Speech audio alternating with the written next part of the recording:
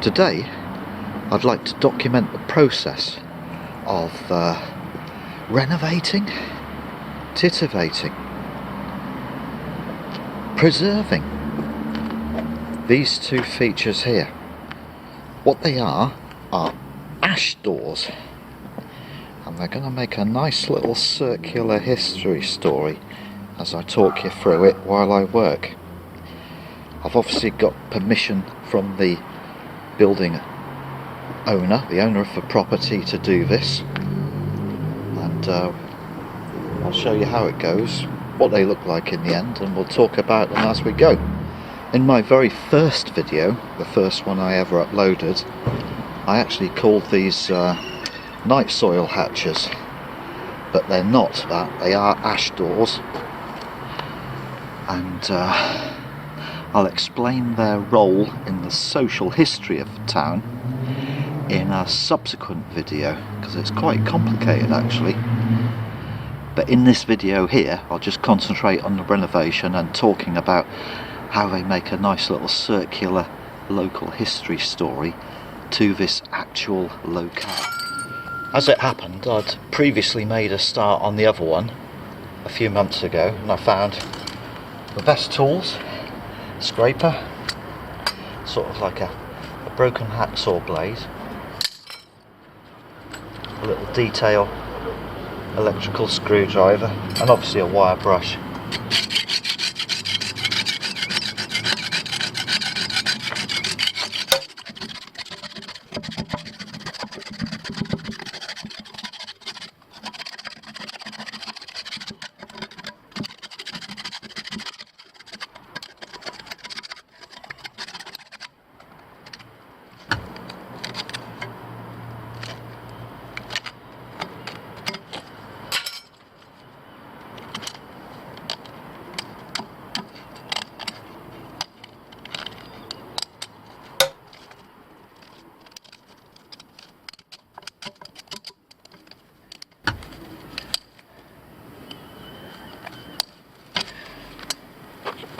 And with years and years of corrosion and overpainting, the detail of the lettering has been lost, and that's what I want to bring back.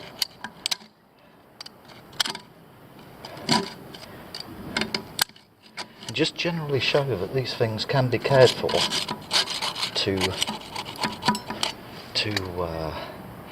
record an era of social history in Barrow.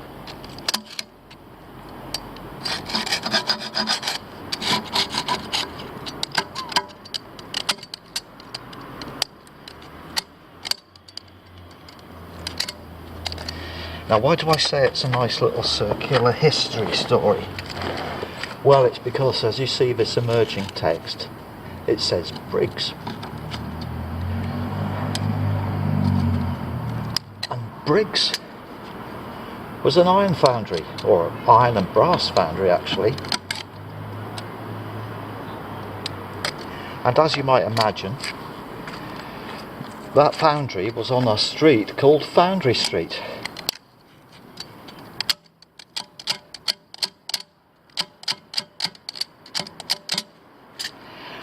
And that particular street happens to be no more than 200 metres away from where we are now. So that's why it makes a nice little circular history story to this locale. But wherever you are in town,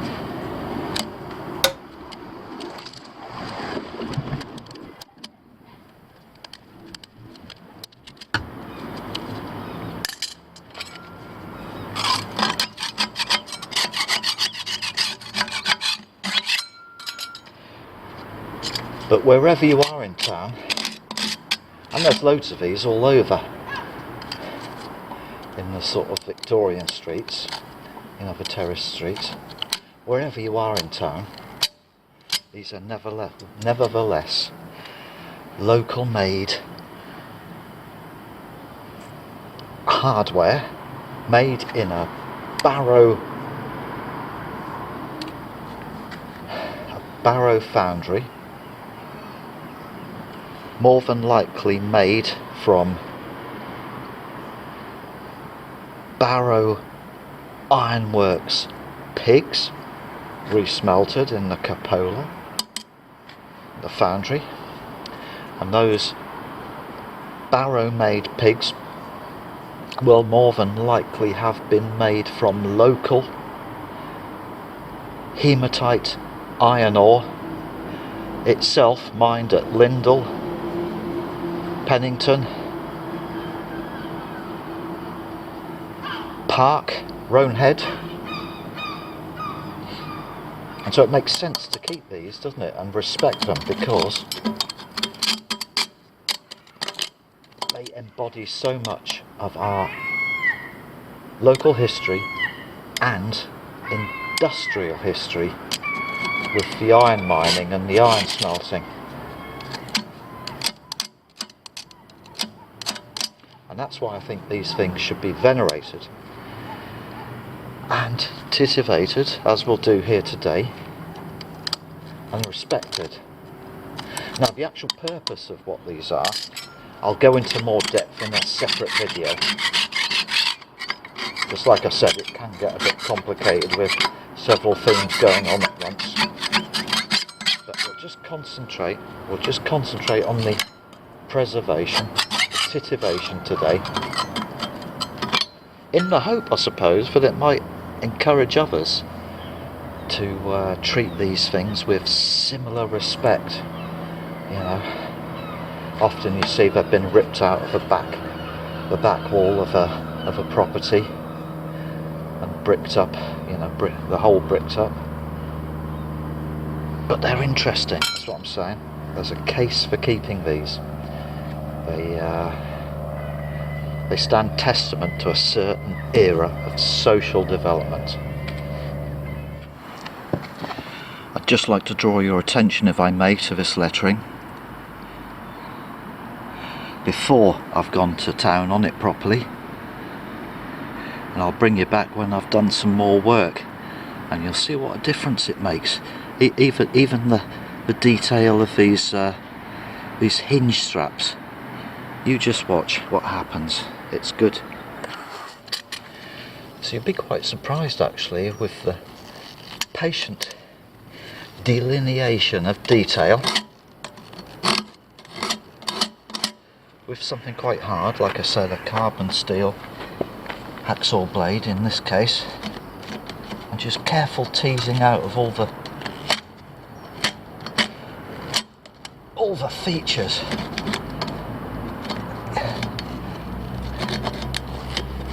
You'll soon have something that you can be proud of, you know. And even this number means something, and I'll talk about that in a minute.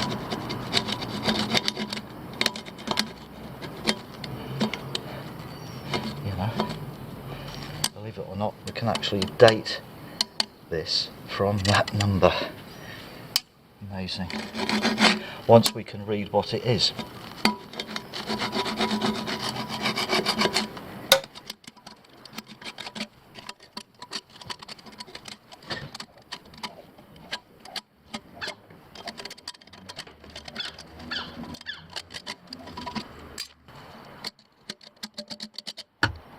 Yeah, it's quite surprising really how it cleans up. It really is. And worthwhile, in my humble opinion.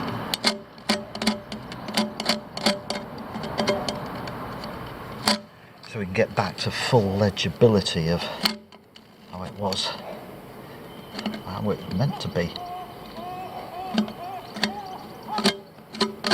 Does take some time, you know. Are we there yet, Dad? Not quite, son, but we can see we're getting there. We'll get there in the end.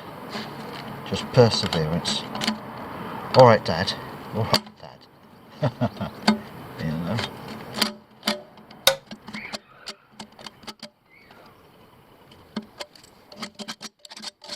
Just getting into these sharp corners. You know.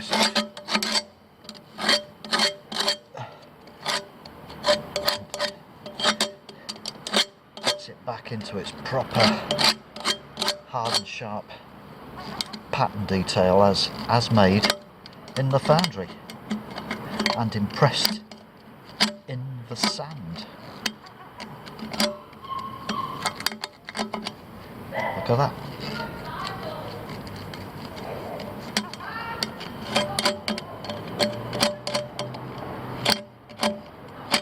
And I haven't even wire brushed it yet, you know, this is just tool work at the moment. So RD underscore NO underscore 42 and a few more digits yet to emerge.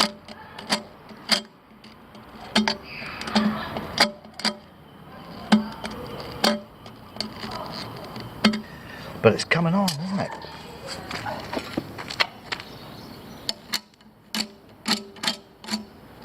And if you hard scribe round the rivets and all the details,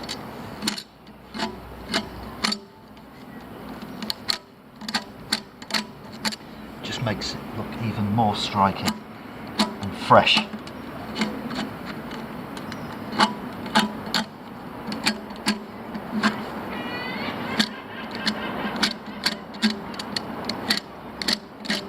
Look at that, they're coming up as nice little domes now, nice little domed rivets. Faux rivets, of course, but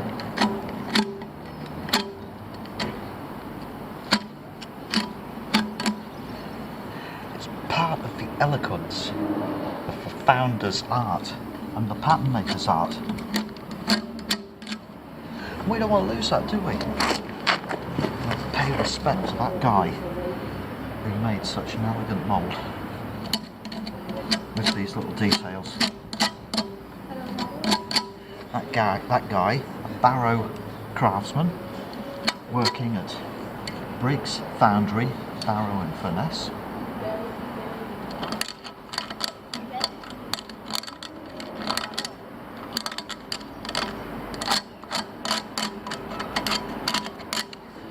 Making ash doors for Barrow Corporation. There you go.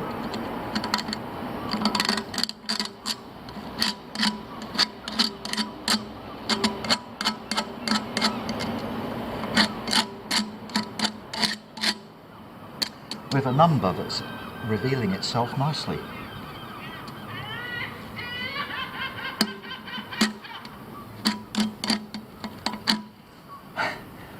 Are we still not there, Dad? Not quite. Ask Mum for another sweetie. That might be another 10 miles. And then we'll be there.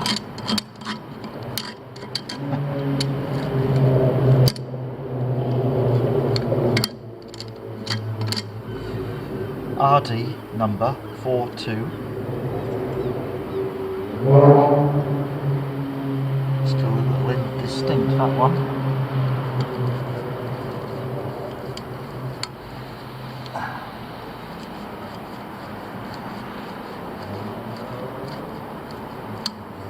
Oh, 42803.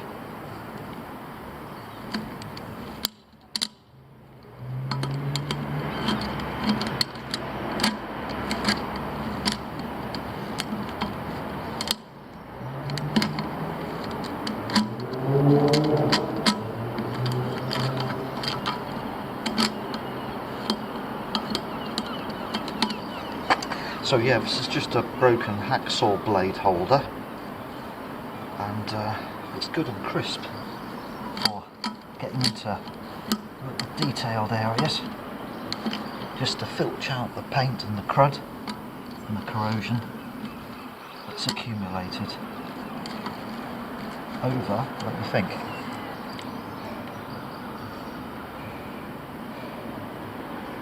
well,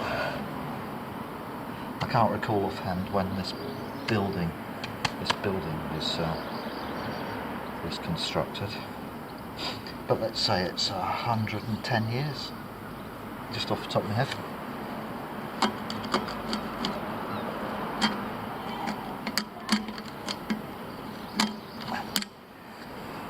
And here it is looking, it's not finished yet, but fresh. It's beginning to look fresh again, isn't it?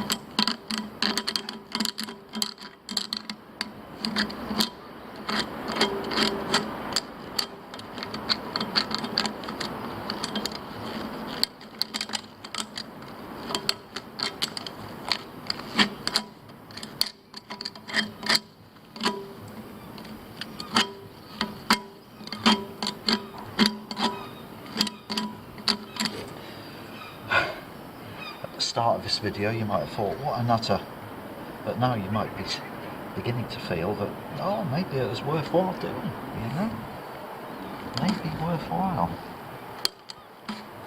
especially when I reveal what that means.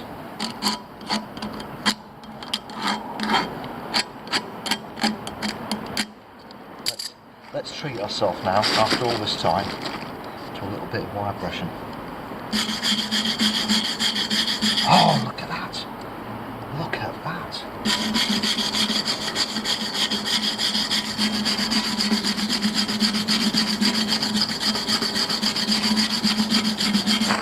Look at that sparkle! Oh, look at it.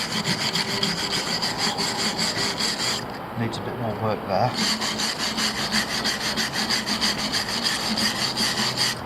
And a little more there, just filching out the sort of bounded details. There's paint and stuff inside the A and the R and the B's.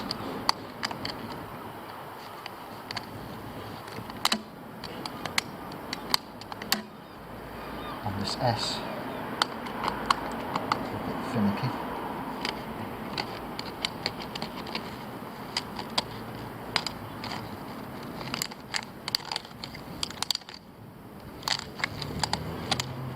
G's, but yeah.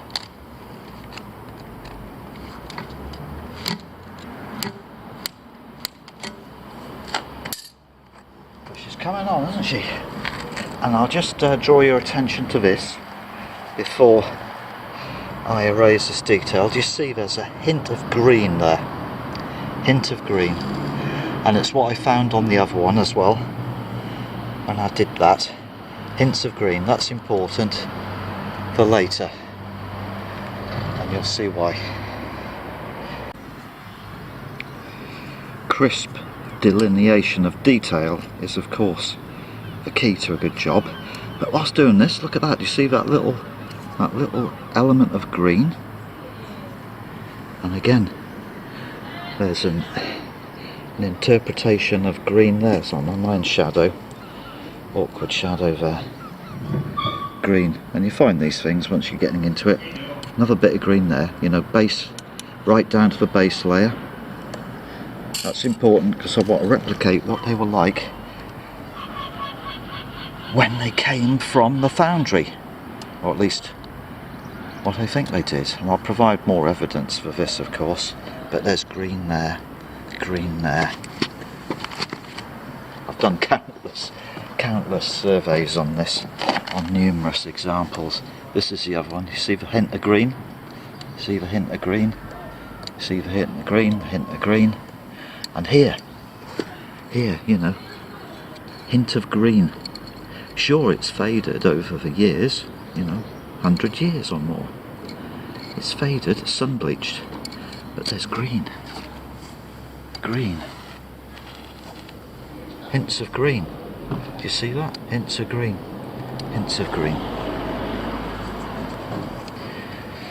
Oh. Come back to that one in a minute. That's the one I've done previously. That's exciting, yeah. So, you know, if you get in there, it's there. I've just removed the evidence, but that's why I wanted to record it. Just get a crisp detail. So from this we can see that these hinge pins were probably a later fit item. Well, of course they would be. You'd cast the door and you'd cast the frame and then you'd assemble them, and this has just been, you know, it's a mild steel round bar pinned over essentially to constitute a rivet, basically.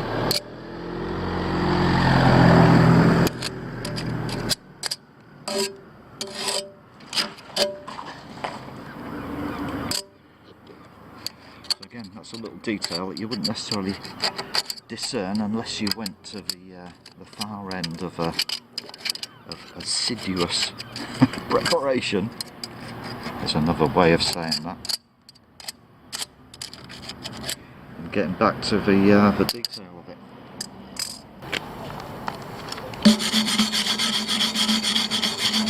Okay, so I've explained about the Briggs, obviously from Barrow. Barrow Corporation. So what does the number mean? Well, now we've exposed it, and I've exposed it on the other one anyway, so I knew what was coming. RDNO42803. What does RDNO mean? Well, it's a registered design number. So, like a patent, but not a patent. It's probably translate nowadays to what you might recognise as being like a TM or a trademark, in as much that maybe Briggs Foundry had the, what do we call it, the intellectual property rights, they call it nowadays, to this pattern and format. Now, you can also date that number. How great is that? So, registered design number 42803 from one website called greatglass.co.uk. From that site you can see that for all materials, pottery, glassware, etc., etc., number 40480 was first used in 1886. Number 64520 was used from 1887 onwards. Well, 64520 is greater that number, so it must become before 1887, and 40480 is prior to this number, and that was first used in 1886. So that number therefore comes from 1886. That number and that date applies to the registered design, not this actual door, because this building, and as with many buildings, might have been built later than 1886, but the pattern was already there to supply this format of ash door for Barrow Corporation, you know, and maybe they cast, I don't know, 100 a year, depending, just to keep up with the expansion of the town. What I'm saying is that you might have a house, a terraced house, built in the 19 teens, let's say, and it would still have this door pattern fitted to it when it was constructed for the purposes of the Barrow Corporation waste handling arrangements of that era. Now there's another site, it's called EnglishMetalware.com, and in that site it says metalware numbers for metal were metalware in 1886. I'll say that again. Metalware numbers for metalware in 1886 were between 38212 to 61207, and this number falls between those two extremes, so therefore that corroborates that registered design number is 1886. Prior to 1886, other arrangements appertained, and I'll explain more about that in a separate video.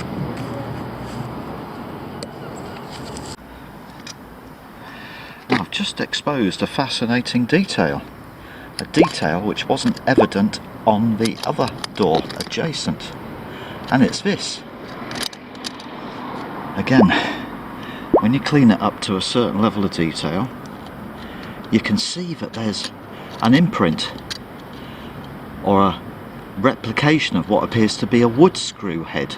Do you see that? Slotted wood screw round and there. And why that's fascinating is because either the mould maker thought, well, I'll embellish this mould with sufficient detail to make it look like these labels have been screwed on, or the mould has been made with a little metal plate with the word Briggs and Barrow, 2 separate plates, and then they have been screwed on to the timber mould to be more enduring as an imprint of the lettering. Do you see what I mean? So, and the cast has faithfully replicated that feature. I mean that is fascinating.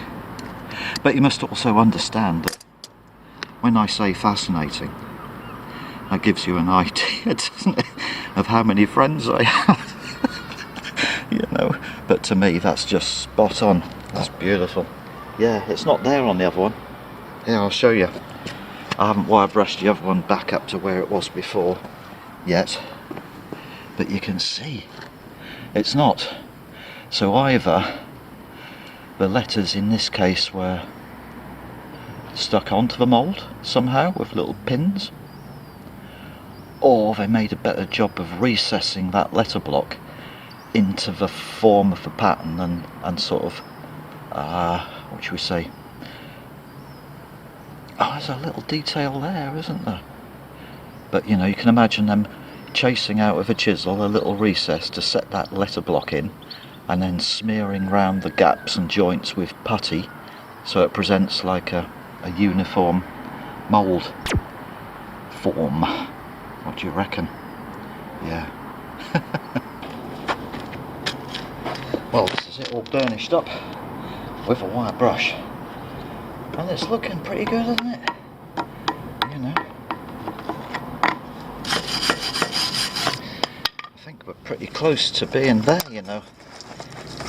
Makes I can come back, go and have some nourishment, come back with the paint, start the job, all being well. Oh, grand.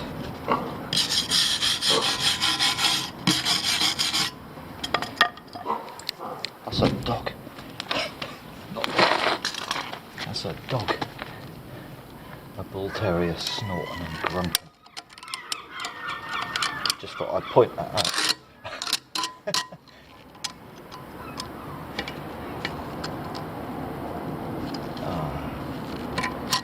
Yeah, so pretty much it, I reckon.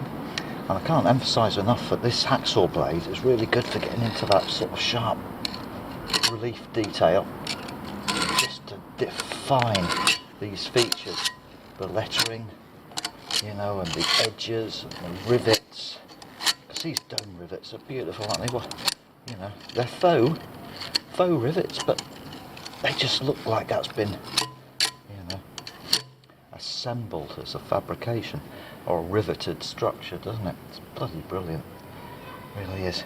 So yeah, this is the one that I did, you know, some months ago, but I've just tickled it up again. And here's the one that I started on with you here today. And again, it's just sweet, isn't it? Just sweet. Look at the text. Briggs, Barrow, the screw heads, the dome head rivets, the BC, the number, I've talked about that. These sort of like hinge strap details. We've even got like, do you see that shaping there? That finial. That's just gorgeous, isn't it? I mean, that is moulder's art. It makes it something, doesn't it? It really does. Craftsmanship. Lovely. Yeah, so I think when I next switch on, it'll be with paint. It'll be with paint. That's a lovely job.